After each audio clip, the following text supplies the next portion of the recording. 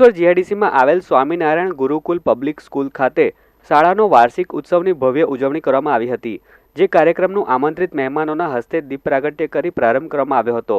આ કાર્યક્રમમાં શાળાની વિવિધ પ્રવૃત્તિમાં શ્રેષ્ઠ દેખાવ કરનાર વિદ્યાર્થીઓને ટ્રોફી આપી સન્માન કરવામાં આવ્યું હતું।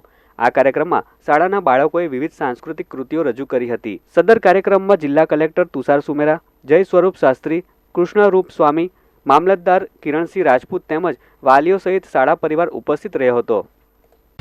અને હું સંસ્થાની કામગીરીને બિરદાવું છું કે ના પરિણામો આપણને અહીંયા જોવા મળી રહ્યા છે। એક નાની દીકરી એ કેટલા કોન્ફિડન્સની સ્ટેજ ઉપરથી એણે વાત કરી।